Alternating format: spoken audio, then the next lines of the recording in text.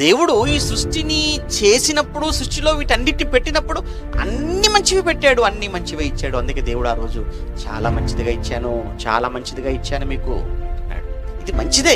అయితే దీనికంటే కూడా మరి శ్రేష్టమైనది ఒకటి ఉంది. అదేంటంటే దేవుడు ఉన్న లోకం. ఒక విషయం చెప్పుకుంటారా, ఇది కేవలం టెంపరరీగా ఉండే ఈ లోకాన్ని దేవుడు ఇంత అందంగా, ఇంత అద్భుతంగా దేవుడు మలిచాడు, సృష్టించాడు అంటే పర్మనెంట్గా ఉన్న పరలోకాన్ని దేవుడికి ఎంత అద్భుతంగా చేసి ఉంటాడో ఒక్కసారి మీరు ఊహించండి. ఎంత అద్భుతంగా దేవుడు దాన్ని చేసి ఉంటాడో మనకు అర్థం కావటానికి, మనం ఊహించుకోవటానికి కొన్ని పదాలు అక్కడక్కడ అలంకార రూపంలో ఉపయోగిస్తున్న ప్రకటన గ్రంథంలో అక్కడ అంటాడు. అక్కడ వీధులు, అక్కడ రోడ్లు అన్నీ కూడా దేంతో వేశారట?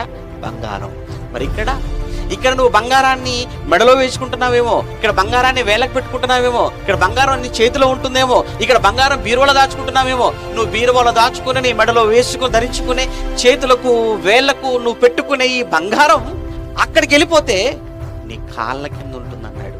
మరి కాళ్ళ కిందనే బంగారం పెట్టాడంటే ఇక చూడండి పరలోకం ఎలా రోడ్లకు బంగారం వాడాడంటే నువ్వు ఉండే నివాసాలకు, నువ్వు ఉండే ఇల్లుకు ఒక్కసారి మీరు ఊహించండి. ఒక్కసారి వెళ్తే బాగుండనిపిస్తుందా? చూస్తే బాగుండనిపిస్తుందా? అది ఎవరిదో కాదండి, మనదే. అది మన లోకమే. అది మన పౌరస్థితి అక్కడే ఉందన్నాడు కదా. మనం ఆదాము నుంచి వచ్చాము, ఆదాము దేవుని నుంచి వచ్చాడు. మనం అంతా ఎవరిలో ఉన్నాం? దేవునిలో ఉన్నాం. ప్రభువా, తరతరముల నుండి మాకు నివాస స్థలము నీవే.